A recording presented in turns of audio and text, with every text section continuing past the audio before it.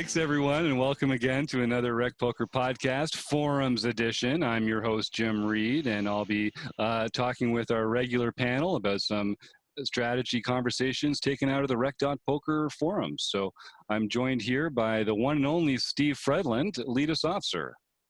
Hey, everybody. Good to see you. Rec Poker Steve on the PokerStars home game, and I'm excited to be here.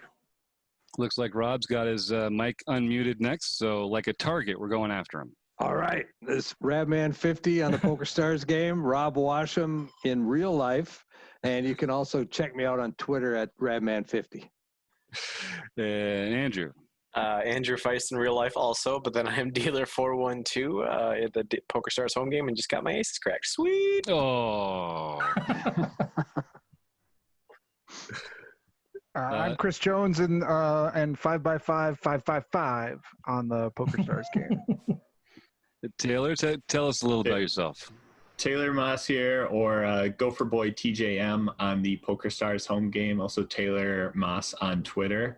A little known fact about me: I set the record for most mentions on a Rec Poker podcast without actually being on the Rec Poker podcast. You guys went crazy talking about me last month with the run that I went in the home game, and I don't know how many times I heard my name mentioned and I wasn't even there. So thanks for that. Well, how could we not with a run like that? $5 a pop, it adds up. Yeah, I got to pay you for that, right, Steve? That is correct. Point. Okay, all right.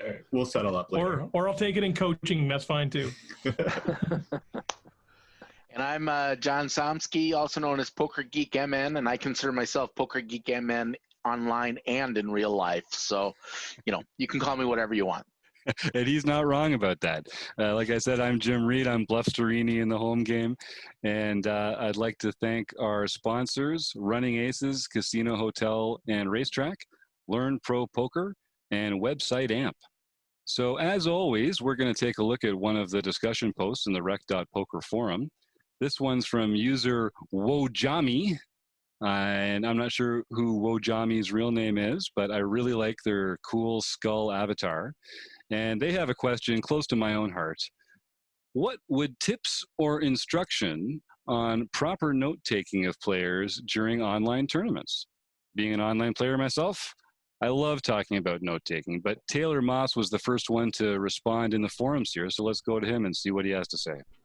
Yeah, I think this is a really fun discussion. It kind of gets into how can you adjust for your opponent's play. And when you're playing online or playing through those means, you kind of get into the spot where you forget who people are. You don't have that face to tie to someone's avatar or how they're playing and stuff like that. But there is online note-taking, which is a huge component of this. And I think people could benefit a lot from taking good notes. However, it can be tough to really take good notes. So what I advise is keep things short and simple and always note things that are off compared to like what you would normally expect to see. If someone's limping a lot, you can tag that, but it's usually not a big thing. But if they're limping and then raising, or limping going all in, and you see them do that with aces, but they hadn't limped before, boom, that's a quick little note to throw onto someone, say, limp, re-raised aces. Now you're aware of their traps that they may be setting. If you see them limp folding a lot, that's a good note to take, because now you can adjust to someone's play style.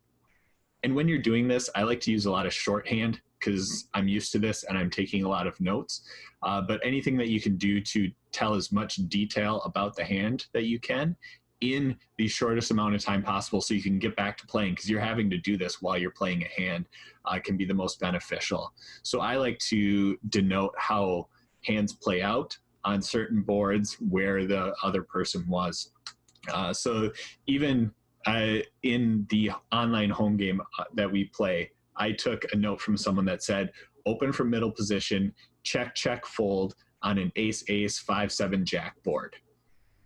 So they opened from middle position, and then when it came out ace, 5, they checked. And then they checked the turn again and then just folded the river. So it may seem something simple, but I know this person plays face up now. I know they're not going to try and represent a hand that they don't have when it comes out 2 aces on the board, which should benefit them more than it did me.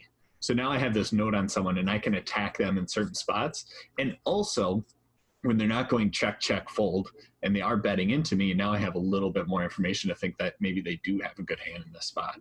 So to me, that one little note that I took, I think is going to help me play a lot better versus that person in the future. Yeah, and definitely taking notes, like the way you take notes makes a big difference. Like some people like to actually just take pen and paper notes with their own shorthand, which makes a lot of sense. If you want to have that tactile experience, some people like to use the poker client software to make notes on the individual players and give them color tags. If you've got a HUD or Poker Tracker 4, you can make notes there. They're usually a little more comprehensive and they'll track some other things as well. And so you have to, I think Taylor made a great point that you have to really think about how much time you're going to have to work with this information in a hand too. Not only in the time that it takes you to record it, but you have to be pretty judicious about recording the kind of information that really is going to be helpful. So as he says, don't write down when people do things that are expected or normal, because it's not interesting when people do things that are expected or normal. You don't have to write that down. You just make that assumption and just write down the things that they do that are different that allow you to tailor your play to them. So that would be one good tip there. Steve, did you have something you wanted to jump in? Well, I'm just curious if then, like, and I'm not much of a note taker. I don't use HUD, so that's all kind of a new thing for me because part of it is my memory of like, okay, how do I use that? So, when you make those notes tailored, then do you go back and, change it from what it is to just sort of like plays heads up? Or face up? Or do you consolidate these notes somehow? Or, do you just keep summarizing? Or what do you do with those as you keep going? I keep notes in there and just keep adding to it if I see the need. Typically, whenever I take a note, I know like what its intention is. So like that note that I have essentially tells a story, and I could just write plays face up, but that may be I didn't actually see a hand and I thought it was the case. Giving myself an example actually helps me understand what I was trying to get at, because I may see that note in the future and not realize, hey, this guy had a flop with 2 aces on it and he was the pre-flop raiser and didn't continuation bet. To me, that's a big deviation from the norm, because that's a great spot to just continuation bet and take down the pot the majority of the time. If I just say plays face up, I may not understand like what exactly I'm talking about. But I'll just keep a list, keep adding to it. If I see something that contradicts something that I have previously, I may put in quotations or in parentheses question marks. Like now I'm starting to second guess this note, or I may delete old notes and add to it. So, it's your notes. If you think someone's changing how they're playing or you see something different that contradicts, I am very apt to add, delete, modify, whatever it may be. Mm-hmm. Okay. And part of what I think about in terms of the consolidating notes, like Steve was asking, is that kind of color coding thing, right? Like that we take these notes and then we can start to classify people into certain categories, which we can then sort of simplify by color coding, or some overall label that we can give to somebody, which might help us make some decisions. But I like what you're saying, Taylor, a lot about how we have to like take down not just like this player plays ABC, but really give an example of what we mean by that, so that we can have a little bit more of a sense of it. Because the next time we see that note might be weeks later, if we're playing on a big site, and it's hard to, if we just have everybody plays face up who plays face up, but we're not saying why they do, or they're this player is really aggressive. That can mean a lot of different things for a lot of different players. So taking those specific notes is really helpful. And I think the key in there, like what you said, is just it has to be like major deviations, right? That's kind of the point. Like I think I could see myself getting caught in that trap of, oh, that's different than normal. Oh, they opened ace-9 where I thought it'd be ace-jack or better. Those kinds of things could really then just sort of create all this noise, right?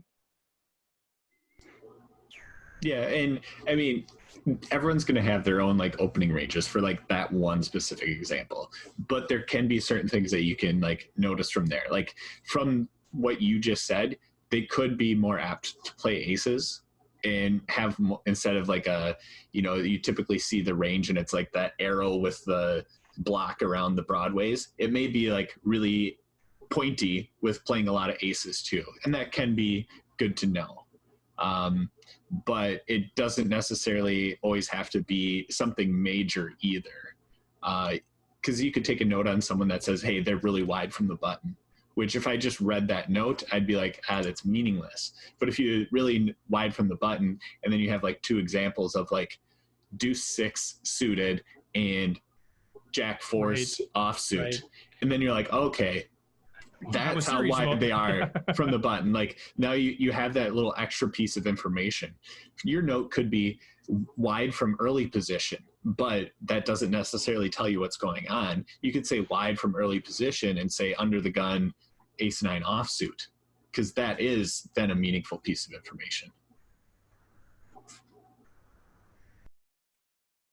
Yeah, Chris, did you want to jump in there? Nope. So, and I guess one other thing that's it's a little dry, but back up these files.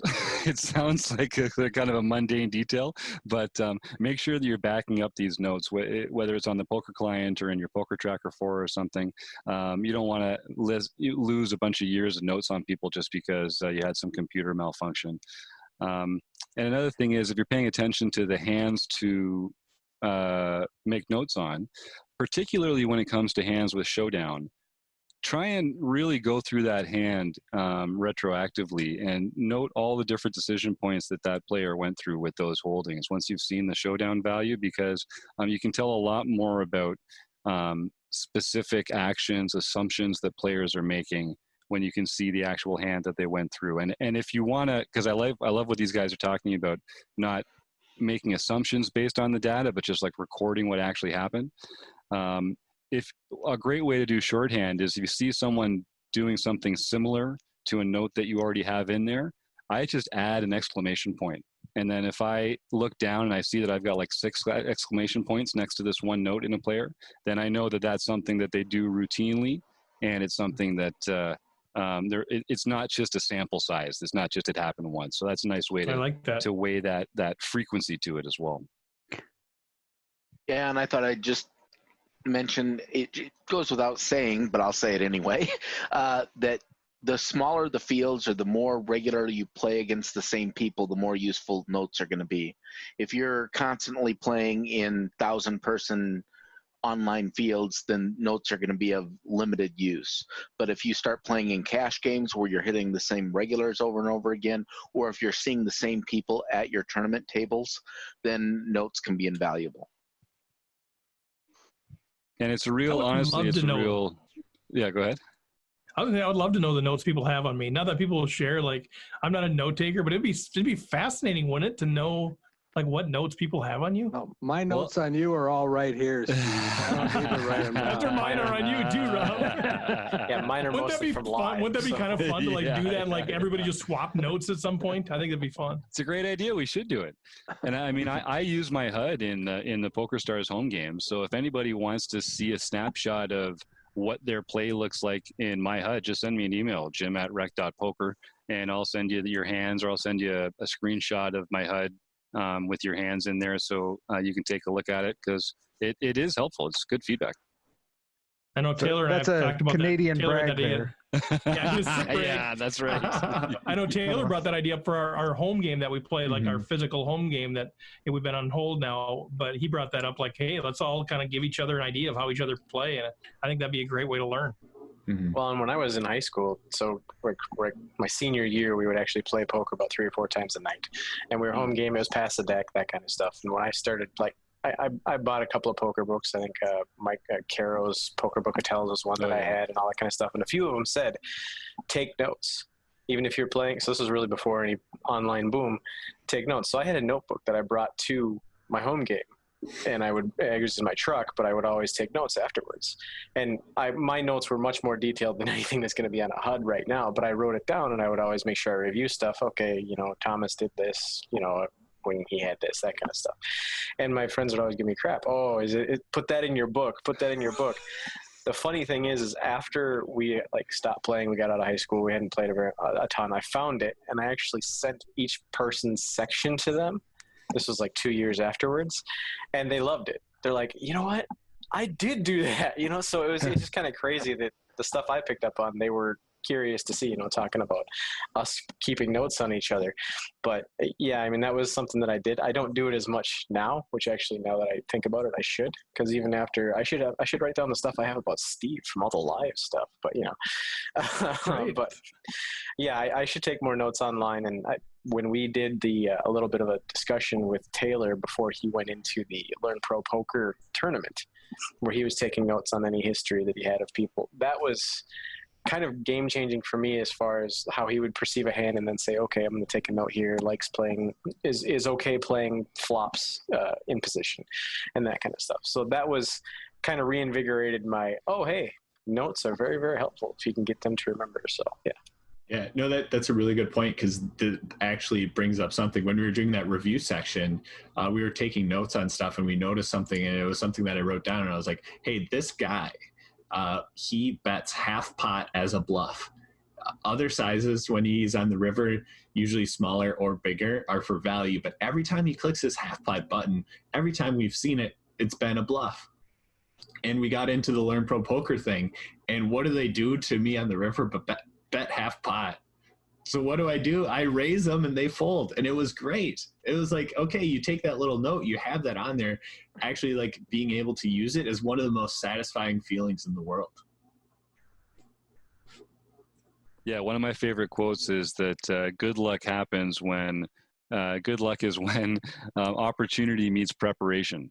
And you talk about poker being a lucky game, but really it's just people making good decisions, being prepared, and knowing what they're getting into. So be that prepared. Take advantage of some of these non-sexy, felt in the moment. It's not just about soul reads and having aces all the time. You can do some less sexy study work, and it'll really serve you well there.